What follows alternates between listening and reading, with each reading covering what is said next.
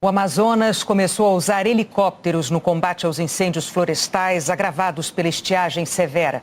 O fogo de origem desconhecida deixou cinza o céu de Manaus. As queimadas são um dos principais problemas ambientais na época de seca no Amazonas. As altas temperaturas contribuem para o fogo se espalhar. Acompanhamos uma operação da Marinha em conjunto com o Departamento de Operações Aéreas do Amazonas. O helicóptero pega a água do rio e vai em direção às chamas. Nós estamos nos aproximando de um foco de incêndio e à medida que a gente vai chegando cada vez mais perto, o cheiro da fumaça vai ficando mais intenso. E neste momento, o helicóptero da Marinha está se preparando para jogar a água no foco de incêndio.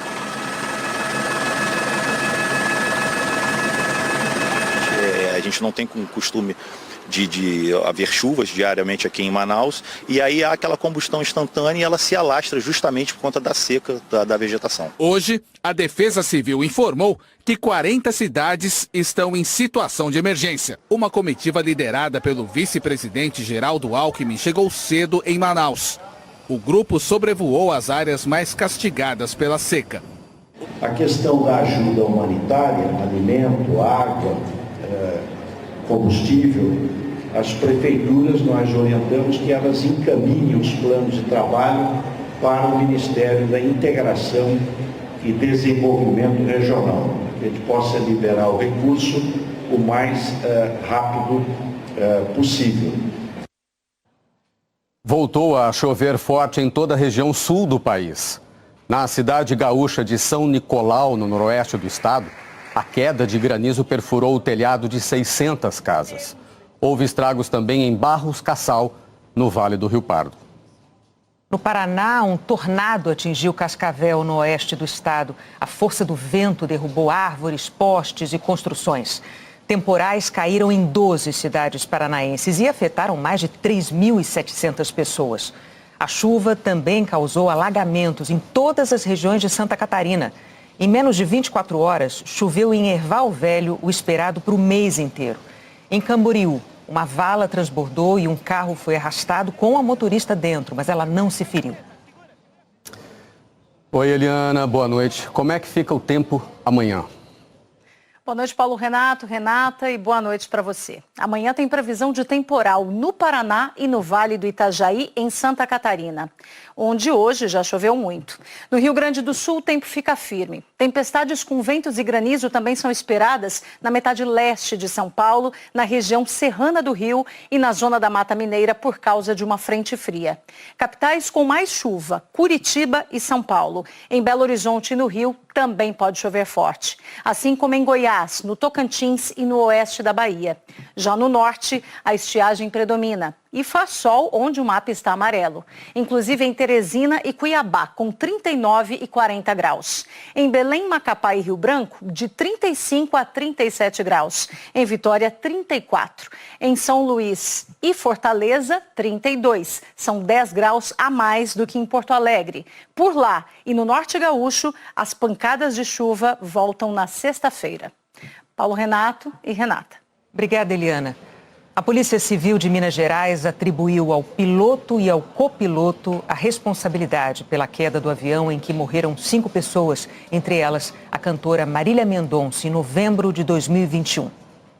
O delegado Ivan Lopes afirmou que houve negligência e imprudência do piloto Geraldo Medeiros e do copiloto Tarcísio Viana, e que eles não seguiram o padrão de aproximação do aeródromo de Caratinga, fazendo com que o avião atingisse uma linha de transmissão de energia. O delegado afirmou que a linha de energia ficava fora da área de segurança do aeródromo e que a sinalização não era obrigatória. As investigações descartaram a ocorrência de falha mecânica ou mal súbito dos pilotos. O advogado da família do piloto Geraldo Medeiros afirmou que as conclusões da polícia não têm fundamento em provas do inquérito e que são injuriosas com a imagem do piloto e do copiloto e que, depois do acidente, a CEMIG alterou a sinalização da linha de transmissão. Os católicos celebraram hoje o dia de São Francisco, padroeiro dos animais e do meio ambiente. Em Canindé, no interior do Ceará, milhares de devotos lotaram as missas em homenagem ao santo.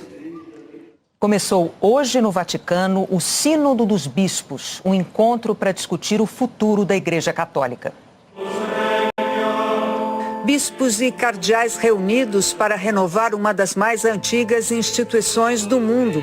Não é tarefa simples e o Papa Francisco abriu o sínodo respondendo aos críticos. Cálculos políticos. Isso não é palanque nem comício político, disse na homilia. Francisco pediu aos quase 500 participantes que não se escondam atrás de ideologias ou convicções estabelecidas. O presidente da Conferência Nacional dos Bispos do Brasil, Dom Jaime Spengler, falou que o clima entre os participantes é muito bom e que a Igreja precisa acolher a todos. 54 mulheres têm direito a voto pela primeira vez. Uma delas é a teóloga e filósofa italiana Giuseppina De Simone, que descreveu a participação das mulheres como um sinal verdadeiramente belo. Um segno bello. A reunião vai durar até o fim do mês e deverá expor novamente as profundas divisões entre conservadores e progressistas, constantes nesses 10 anos do pontificado de Francisco. A Câmara dos Deputados americana está paralisada depois da remoção inédita do presidente da casa. Não foi fácil para o republicano Kevin McCarthy conquistar a vaga de presidente da Câmara em janeiro. Apesar de o partido dele ter a maioria das cadeiras. Foram 15 votações até que ele conseguisse finalmente vencer. É que há uma ala radical no Partido Republicano, que é contrária até mesmo a algumas ideias do próprio partido. E esses 9 meses em que McCarthy esteve na cadeira não foram fáceis para ele. Tudo era difícil de passar. Até que ontem, ele se tornou o primeiro presidente da Câmara na história dos Estados Unidos a ser defenestrado. Para a ala radical, ele cometeu o erro de negociar com o partido de oposição, o democrata, o mesmo do presidente Joe Biden, a aprovação do orçamento do governo. O principal ponto de atrito é a ajuda à Ucrânia. Esse grupo de deputados de extrema-direita acha que é hora de acabar com os repasses. Essa ala radical é uma das mais fiéis ao ex-presidente Donald Trump. Analistas políticos afirmam que essa vai ser uma das principais propostas de campanha dele do ano que vem. Nem mais $1 para a Ucrânia. Um movimento que é visto pelo governo atual e por especialistas como arriscado para a segurança e soberania americanas. O presidente Joe Biden hoje afirmou que vai continuar ajudando Kiev, mesmo sem um líder na Câmara. E até que um novo presidente da Câmara seja escolhido, a casa fica paralisada. Alguns dos radicais propuseram nomear Donald Trump para o cargo, porque não há regras que definam que tem que ser alguém com cargo legislativo. Mas isso seria quase impossível, porque não é a vontade da maioria do Partido Republicano e muito menos do Partido Democrata. E se já não foi fácil eleger McCarthy, a expectativa é que seja ainda mais difícil chegar a um acordo quanto a um substituto dele. Enquanto isso, o povo espera em pausa. A seguir, uma comissão do Senado aprova em Brasília uma proposta para limitar decisões individuais do Supremo Tribunal Federal. O Tribunal Superior Eleitoral começou hoje o processo de inspeção das urnas eletrônicas que vão ser usadas nas eleições municipais do ano que vem. A lista de quem poderá participar da fiscalização inclui partidos políticos, OAB, universidades. O STF e as Forças Armadas foram excluídos do processo pelo TSE na semana passada. A fiscalização do código-fonte, o sistema que comanda o funcionamento das urnas eletrônicas, como coleta, armazenamento e apuração dos votos, ocorre em todas as eleições. Os representantes das entidades devidamente agendados terão que se identificar na entrada e depois eles vão passar pelo detector de metais para acessar a sala. É aqui dentro que estão os computadores com os códigos-fontes que geram os sistemas eleitorais. O presidente do TSE, ministro Alexandre de Moraes, voltou a defender a segurança do sistema eleitoral brasileiro. Não há nenhuma vulnerabilidade nas urnas eletrônicas.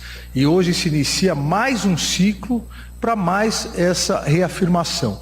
Com a possibilidade, eu sempre brinco dos hackers do bem, poderem analisar, entrar no código-fonte, verificar o código-fonte e atestar novamente a invulnerabilidade, a total transparência com segurança que o código-fonte e as urnas eletrônicas fornecem a todas as eleitoras e todos os eleitores do Brasil. Por unanimidade, o Supremo Tribunal Federal reconheceu a violação sistemática e massiva de direitos dos presos em todo o país e deu prazo de 6 meses para os governos estaduais e federal elaborarem um plano de combate aos problemas no sistema carcerário. A Corte determinou também a liberação dos recursos do Fundo Penitenciário Nacional. A votação começou em 2021, tinha sido suspensa por um pedido de vistas e foi retomada ontem. Uma comissão do Senado aprovou hoje um projeto que altera as regras de funcionamento da Suprema Corte do país. Coloca em discussão a matéria. Não há senadores inscritos para discutir. Está encerrada a discussão em votação. Os senadores e senadoras que aprovam permanecem como se encontram. Aprovado. Em 43 segundos, a Comissão de Constituição e Justiça do Senado aprovou a proposta do senador Oriovisto Guimarães, do Podemos, para mudar a Constituição.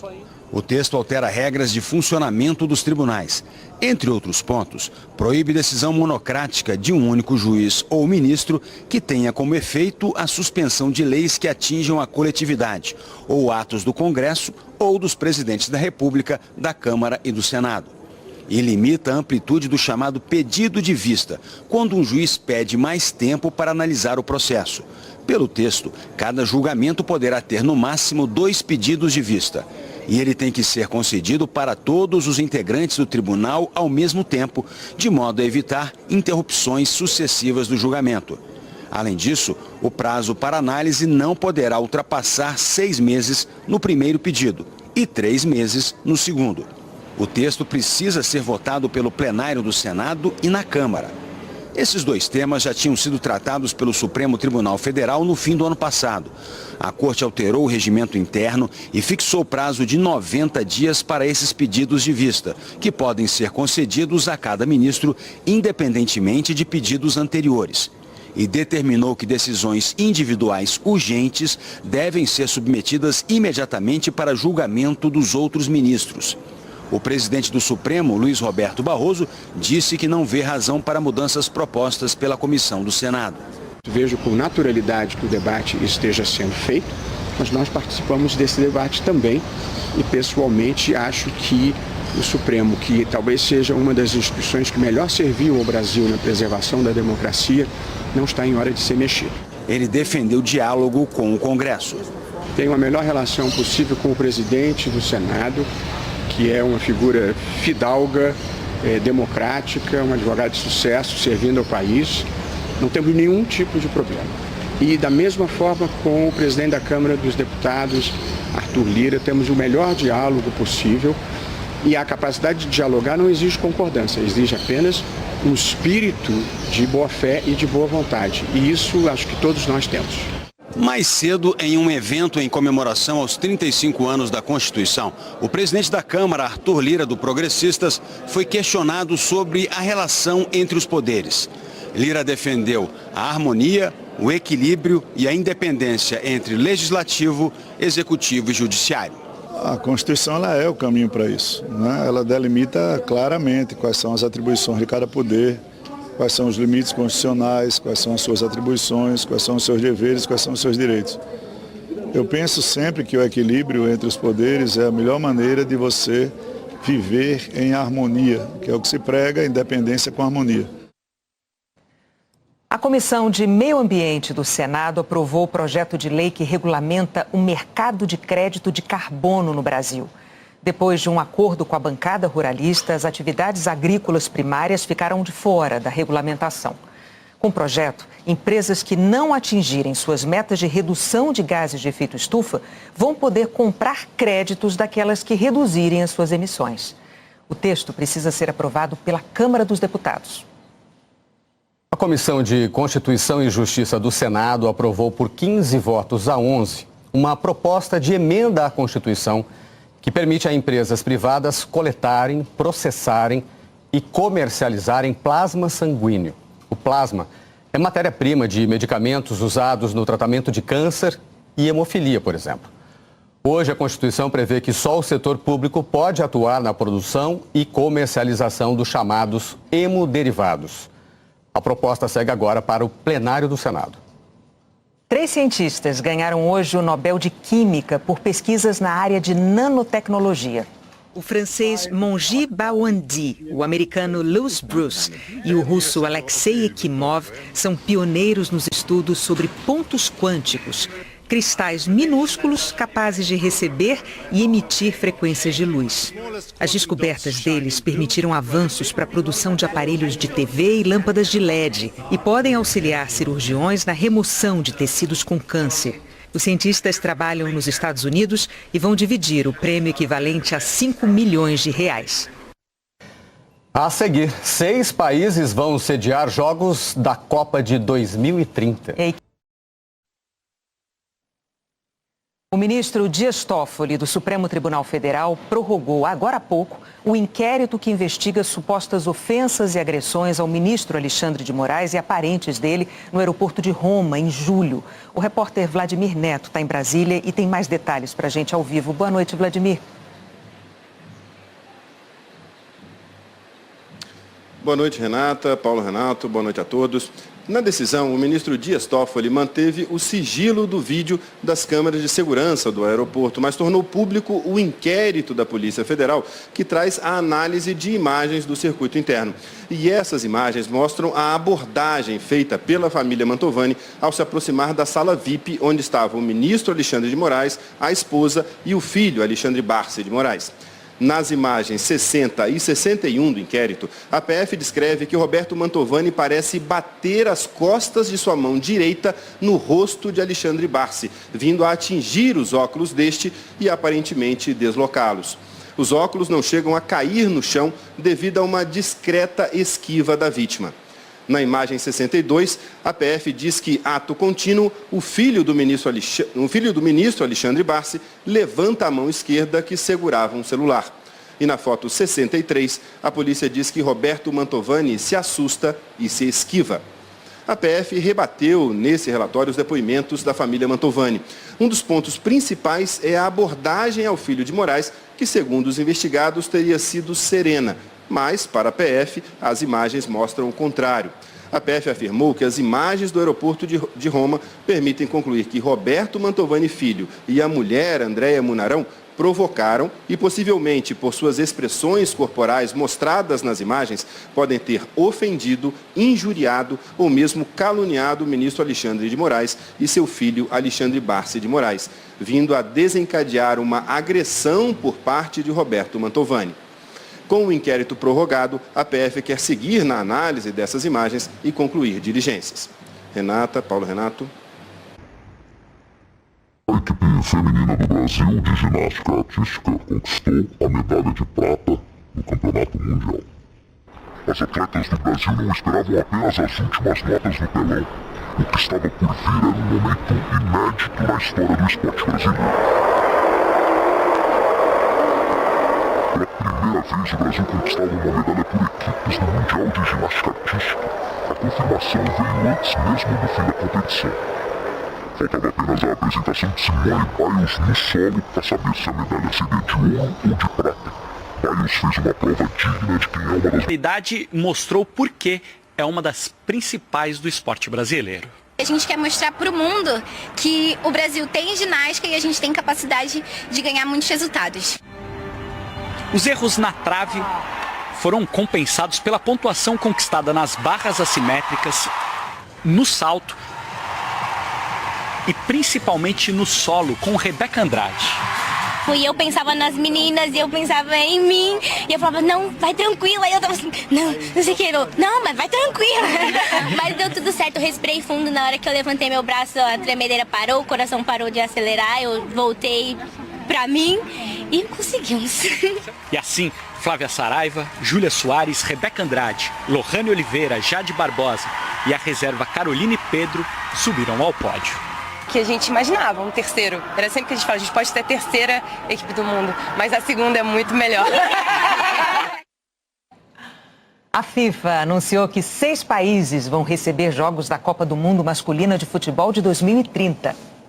À frente das bandeiras do Paraguai, da Argentina e do Uruguai, e do Marrocos, de Portugal e da Espanha, o presidente da FIFA, Gianni Infantino, explicou os planos da entidade para comemorar os 100 anos da Copa do Mundo.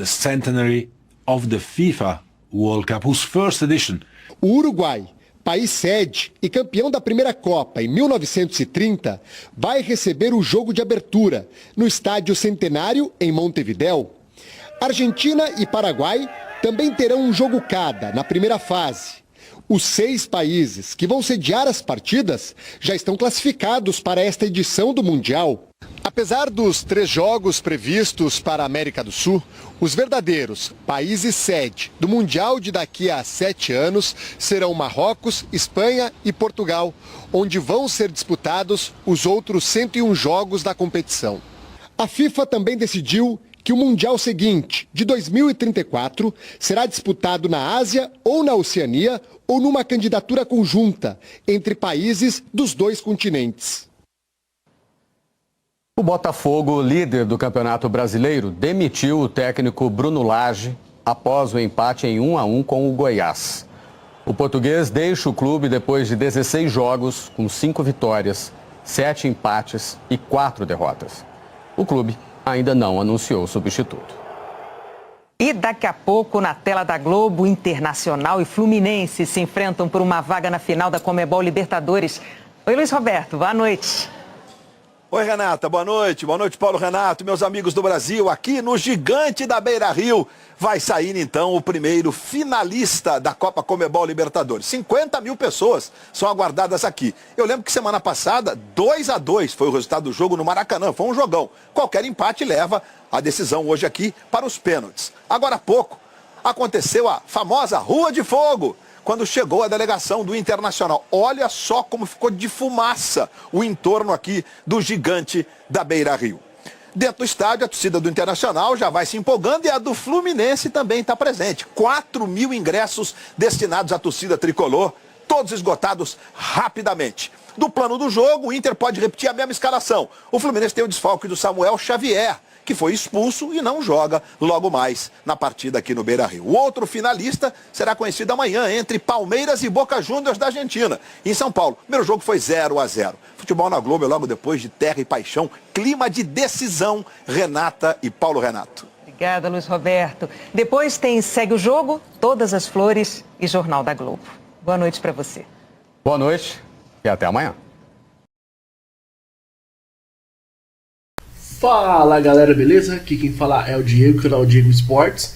E tô chegando para te avisar que hoje tem Internacional e Fluminense pelo jogo de volta da semifinal da Copa Libertadores. E nesse vídeo você vai saber tudo sobre esse confronto. As principais e últimas informações da equipe do Internacional e também as últimas notícias da equipe do Fluminense. O Inter, que foi lá do Rio de Janeiro e conseguiu um empate contra o Fluminense, joga hoje em casa com o Beira-Rio lotado e com uma simples vitória pode ir à grande final. Já o Fluminense, que ficou no empate, vai precisar bater o Inter hoje no Beira-Rio lotado se quiser ir para a final. Então se você é torcedor do Internacional ou torcedor do Fluminense, já faço o convite. Se inscreva agora aqui no nosso canal, já vai deixando o seu like no vídeo para nos ajudar. Ativa também o sininho de notificação para você receber os próximos vídeos. E comenta embaixo o seu palpite, porque Internacional e Fluminense voltam a duelar nesta quarta-feira, às 9h30 da noite, no horário de Brasília, no Beira-Rio, pelo jogo de volta da semifinal da Copa Libertadores da América. Na quarta-feira passada, as equipes empataram em 2-2 lá no estádio do Maracanã, ou seja, quem vencer será o primeiro time assegurado na final do torneio. Em caso de nova igualdade, a decisão será nos pênaltis. O Internacional entrou em campo após levar 2-0 o Atlético Mineiro no Brasileirão no final de semana. O Colorado aposta na força do Beira-Rio, no qual está invicto pela Libertadores, para superar os comandados de Fernando Diniz e garantir a quarta final pela competição. São esperados 50 mil pessoas para empurrar os gaúchos e a expectativa é de nova quebra de recorde de público. Já o Fluminense, que levou 3-0 do Cuiabá pelo Nacional, tem sofrido como visitante. São apenas 2 vitórias nas últimas 15 partidas fora de casa. Todavia, se apega ao fato de no compromisso mais recente pela Libertadores, longe de seus domínios, ter carimbado a vaga à semifinal ao derrotar o Olímpia por 3-1 no Paraguai. Pelo lado aí do Inter, para voltar à final, o Colorado aposta no oportunismo de Valência no comando do ataque. O equatoriano tem 4 gols em 5 partidas. Alan Patrick, que marcou o segundo no time gaúcho no Maracanã, fará a dupla com camisa 13 e organizará as jogadas. Recuperado o desconforto na região lombar, Rocher será o goleiro. Então, provável escalação do Inter deve ter Rocher, Mercado, Vitão, René e Malo, Johnny, Arangues, Maurício, Wanderson, Alan Patrick e Ener Valência. Já pelo lado do Fluminense, o treinador tricolor tem 3 jogadores brigando por 2 vagas no time para essa semifinal. Alexander, Ganso e John Kennedy disputam a posição entre si para começar a partida do Beira-Rio. Se colocar o meia e o atacante, Diniz repetirá quase todo o time do jogo do Maracanã. A única ausência entre os titulares é Samuel Xavier, que foi expulso da partida de ida e será substituído por Guga.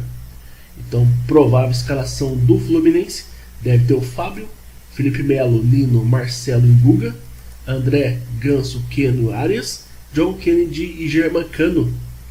O jogo hoje vai ser apitado pelo Jesus Valenzuela, com assistente número 1, Jorge Urego, assistente número 2, Túlio Moreno. O quarto árbitro vai ser José Argotti e no VAR teremos o Juan Soto. Arbitragem venezuelana para essa partida. Lembrando que quem passar dessa semifinal enfrenta na final o time do Boca Juniors ou do Palmeiras, que no primeiro jogo, jogando lá na Argentina, no estádio La Bombonera, ficaram no empate pelo placar de 0-0. Então é isso, rapaziada. Desejamos a todos aí um ótimo jogo, que vença o melhor. Fiquem todos com Deus e até a próxima.